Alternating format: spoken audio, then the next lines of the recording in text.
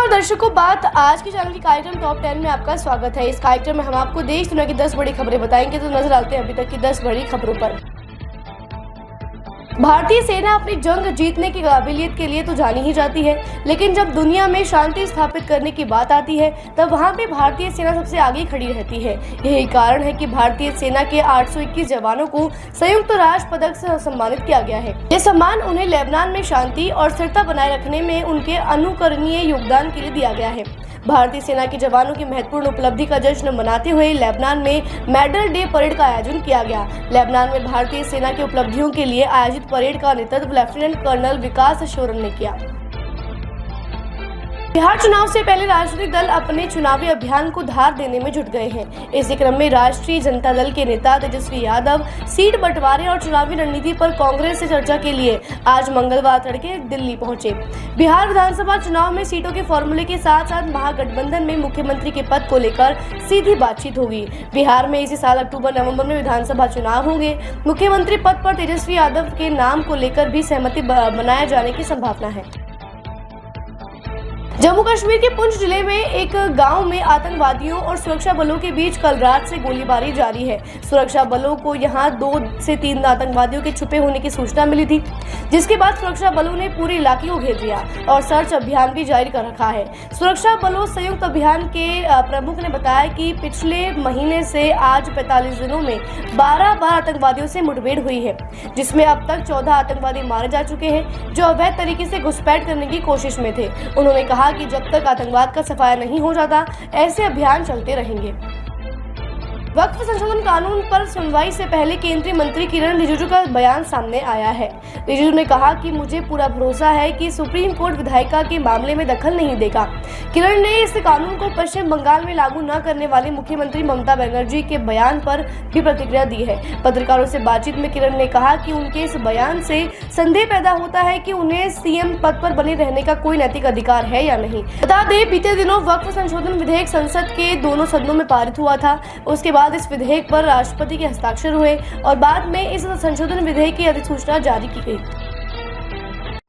Trump ने Harvard university का $2.2 billion का अनुदान रोक दिया है। कैंपस विरोध प्रदर्शन को लेकर यूनिवर्सिटी द्वारा अपनी मांगों को खारिज करने के बाद व्हाइट हाउस ने हार्वर्ड को दिया जाने वाला $2.2 बिलियन के अनुदान को रोक दिया है। $2.2 बिलियन के अनुदान के अलावा ट्रंप प्रशासन ने कथित तौर पर हार्वर्ड यूनिवर्सिटी को दिए जाने वाले $60 मिलियन के अनुबंधों को भी रोक दिया है, क्योंकि स्कूल ने कहा था कि वह कैंपस एक्टिविटीज को रोकने की मांगों का पालन नहीं करेगा। ट्रंप ने हार्वर्ड यूनिवर्सिटी से कहा था कि वह आपराधिक गतिविधि को बढ़ावा देने वाले किसी भी छात्र समूह के लिए फंडिंग या मान्यता में कटौती पर करे, जिसे हार्वर्ड यूनिवर्सिटी ने मानने से इनकार कर दिया था। दिल्ली सरकार ने कैबिनेट में ई वाहन नीति 2.0 की ड्राफ्ट पॉलिसी पर चर्चा करने के लिए आज एक बैठक का आयोजन किया है। दिल्ली के सीएम रेखा गुप्ता ने कहा कि अगर सब कुछ ठीक रहा तो थोड़े बहुत बदलाव के बाद आज ही पूरी कैबिनेट में मंजूरी मिल जाएगी। उसके बाद इसे जनता से आपत्ति व सुझावों के लिए सार्वजनिक किया जाएगा।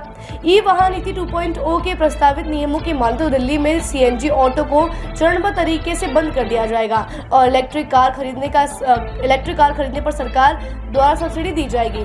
नए ड्राफ्ट के अनुसार इस साल अगस्त में किसी भी सीएनजी ऑटो रिक्शा के रजिस्ट्रेशन की अनुमति नहीं दी जाएगी।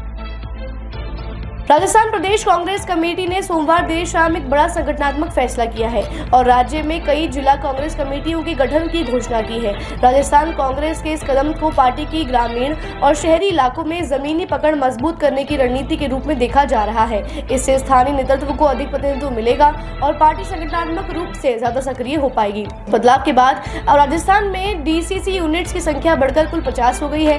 वहीं राजनीतिक जानकारों ने कहा कि यह विस्तार कांग्रेस की निकाय और पंचायत चुनाव को ध्यान में रखते हुए की गई रणनीति तैयारी का एक हिस्सा है।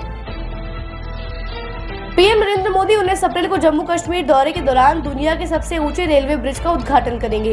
यह ब्रिज 359 मीटर की ऊंचाई पर चिनाब नदी पर बना है। आईफिल टावर से भी ऊंचे इस ब्रिज से ट्रेनों का संचालन शुरू करने के मौके पर रेलवे एक बड़ा फंक्शन आयोजित करने की तैयारी कर रहा है। यह ब्रिज इंजीनियरिंग का चमत्कार है और नए भारत का गौरवशाली प्रतीक है। केंद्रीय मंत्री जितेंद्र सिंह ने कहा कि यह मोदी का नया भारत है जो विकसित भारत है। अमेरिकी राष्ट्रपति ट्रंप ने ईरान को उसके न्यूक्लियर कार्यक्रम के लिए एक बार फिर चेतावनी दी है। ट्रंप ने कहा कि तेहरान अपने परमाणु कार्यक्रम यदि नहीं छोड़ता है तो उस पर हमला होना तय है। ट्रंप ने कहा ईरान जानबूझकर न्यूक्लियर डील पर जारी चर्चा को लटका रहा है और वह परमाणु हथियार बनाने के बेहद करीब है।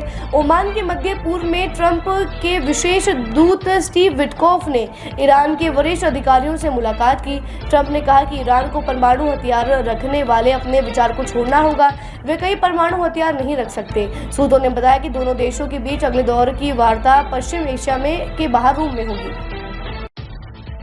राजस्थान के कोटा में कार और बाइक की टक्कर में 3 की मौत हो गई है। दुर्घटना आज सुबह मंगलवार को सुल्तानपुर इलाके के इटावा धनाबाद रोड पर हुई है। कार कोटा से सुल्तानपुर की तरफ आ रही थी। कार में 4 लोग सवार थे, वहीं बाइक सवार सुल्तानपुर से इटावा की तरफ जा रहे थे। बाइक पर पति पत्नी के साथ 2 बच्चे सवार थे। मोरपा चौराहे से इटावा रोड नाले के पास कार ने बाइक को टक्कर मार दी। हादसे के बाद दोनों गाड़ियां सड़क से 5 फीट दूर जाकर गड्ढे में गिर गई। फिलहाल मृतकों की पहचान नहीं हो सकी है। वहीं डीएसपी ने बताया कि सड़क हादसे में घायल बच्चों को एम्बुलेंस की मदद से हॉस्पिटल पहुंचाया गया है। टॉप 10 में आज के लिए बस इतना ही। कल फिर नई खबरों के साथ हम होंगे आपसे रूबरू। तब तक के लिए दीजिए इजाजत। नमस्कार।